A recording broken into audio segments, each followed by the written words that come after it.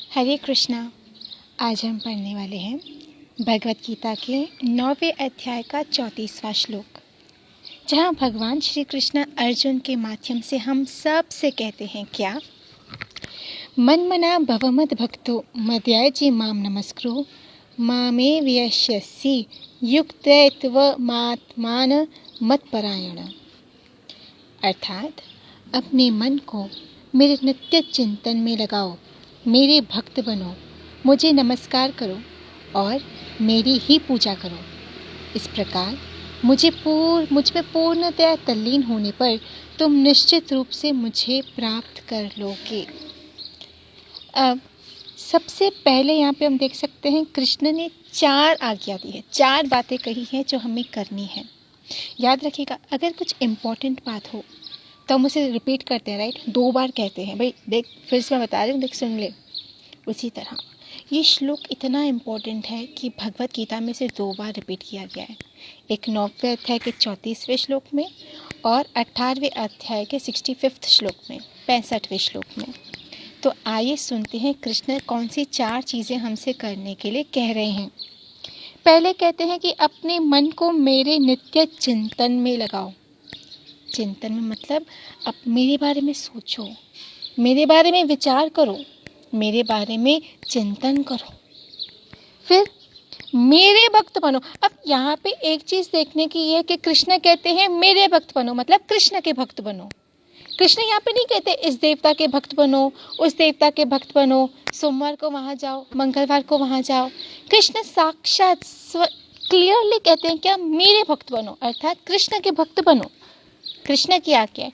देखो अभी इस पे थोड़ा आगे हम डिस्कस करते हैं। 3rd चीज़ कृष्ण कहते हैं मुझे नमस्कार करो। हे प्रभु, आपको ही नमस्कार नहीं करेंगे तो फिर किसे करेंगे? और 4थी चीज़ कृष्ण कहते हैं मेरी ही पूजा करो। आप सारे शास्त्र खोल लीजिए, हमारे सनातन धर्म के सारे शास्त्र, किसी भी शास्त्र में किसी भी देवता ने ये दावा नहीं किया कि मेरी ही पूजा करो, मुझे ही नमस्कार करो इत्यादि। लेकिन कृष्ण सीना ठोक के ये कह रहे हैं क्या? मेरे भक्त बनो, क्या मेरा चिंतन करो, मुझे नमस्कार करो। देखिए हमारे माइंड में अभी क्या है, हम सब बहुत ज़्यादा भटके हुए हैं। Our mind is diverted into various different activities, into various different beliefs. And हमारी गलती भी नहीं है, क्योंकि हम जिस समाज में रहते हैं ना, वहाँ मान्यताएं बहुत सारी हैं, लेकिन जो प्रामाणिक शास्त्र अनुकूल मान्यता है वो तो हम तक पहुँच ही नहीं पाती, वो तो हम जान ही नहीं पाते। इसलिए भगवत गीता के माध्यम से कृष्ण हमसे ये कह रहे हैं क्या?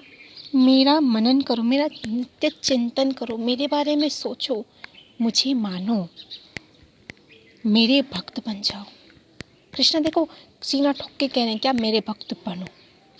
देखिए संसार में ना हम सबकी सुनते हैं।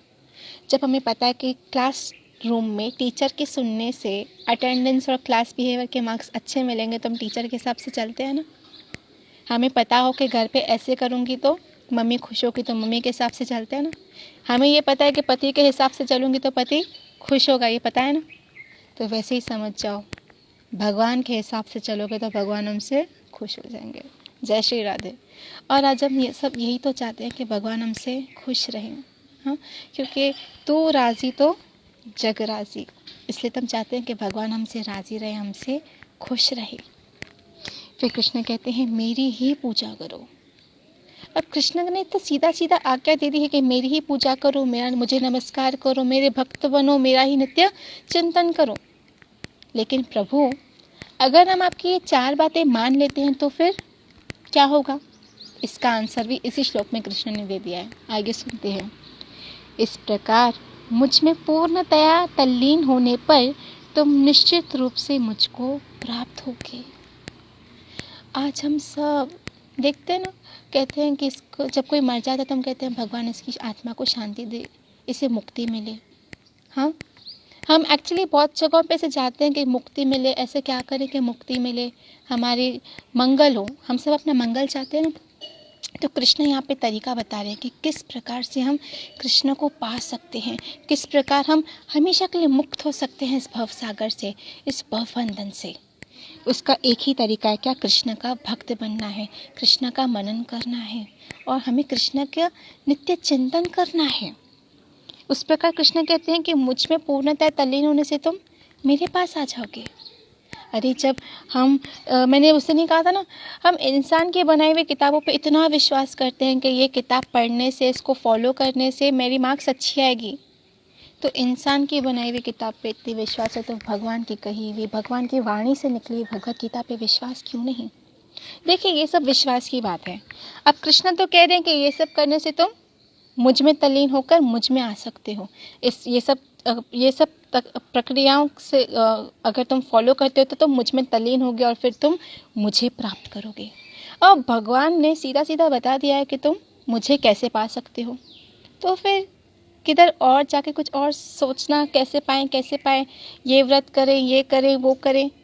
कृष्ण ने बता दिया है कि मुझे कैसे पा सकते हैं। तो इधर उधर भटकने के सिवा हमें सिंपली वही करना चाहिए जो कृष्ण ने कहा है। क्या? नित्य मेरा चिंतन करो, मेरे भक्त बनो, मुझे नमस्कार करो तथा मेरी ही पूजा करो। इस प्रकार तुम निश्चित रूप से मुझको प्राप्त होगे। अब कृष्ण ने तो बता दिया हम कृष्ण को कैसे प्राप्त कर सकते हैं, लेकिन अब हमारे ऊपर है, क्या हम कृष्ण को प्राप्त करना चाहते हैं? अगर करना चाहते हैं तो सिंपली कृष्ण ने तो तरीका बता दिया है। क्या करना है? कृष्ण के भक्त बन जाना है। क्योंकि देखिए, कृष्ण है ना, पूरे संसार की सत्ता अपने हाथ में रखते हैं और सिंपल वर्ड्स में बता दिया है कि कृष्ण ने आज्ञा तो दे दी है। अब इसके बाद भी हम घूमें फिरें सोचें, then that doesn't make sense. Krishna ने तो आज्ञा दे दी, अब हमारे ऊपर है, क्या हम इस बात का वर्णन करके कृष्ण को पाना चाहते हैं? कोई धन पाना चाहता है, कोई दौलत पाना चाहता है, अरे वो बड़े भाग्यशाली जीवन जो भगवान को पाना चाहते हैं। और जब जिसने भगवान को पा लिया ना, उसने सब कुछ पा लिया। एक छोटी सी कथा आपको सुना देती हूँ। एक राजा था, एक दिन वो बहुत खुश हो गया। हाँ, तो उसने पूरी प्रजा से कहा, जिसको जो चाहिए आके मुझसे लेके जाओ, जो चाहिए मुझसे लेके जाओ, मैं सबको सब कुछ दूंगा, जो भी आप मुझसे मांगोगे। तो कोई गया, किसी ने हाथी मांगा, किसी ने घोड़ा मांगा, किसी ने हीरे मांगे, किसी ने जवाहरात मांगे, किसी ने बंगला मांगा, किसी ने ज़मीन मांगी, किसी ने स्त्री मांगी, किसी ने क्या क्या राजपाट, पता नहीं क्या क्या मांग लिया। एक बूढ़ी औरत थी जो कोने में चुपचाप बैठी हुई थी, लेकिन वो कुछ मांग ही नहीं रही थी। तब सबने कहा, भाई आज राजा अच्छे मूड में, जाके मांग ले कुछ। उसने कहा, मैं अभी नहीं मांगूंगी, मैं समय आने पे मांगूंगी, रुको। तो जब सब की बारी हो गई, अंत में वो राजा के पास गई। उसने राजा को बोला, मैं जो मांगूंगी मुझे दोगे?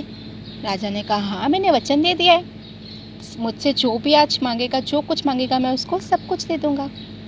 फिर वो बूढ़ी औरत ने राजा से कहा कि हे राजन, मुझे तुम चाहिए, मुझे तुम अपने आप को दे दो। तो वो बूढ़ी औरत जानती थी कि अगर राजा मेरा, तो राजा का जो कुछ है वो सब कुछ मेरा। इसके लिए हमें भी ये अक्लमंदी का काम करना चाहिए। संसार की चीज़ें भगवान से न मांगकर भगवान से भगवान को ही मांगना चाहिए। और भगवान को कैसे पाया जा सकता है वो तो भगवत गीता में कृष्ण ने बता दिया है। सिंपल सा मेथड है, फॉलो करेंगे तो भगवान को पा सकते हैं। जय श्री राधे, हरे कृष्णा।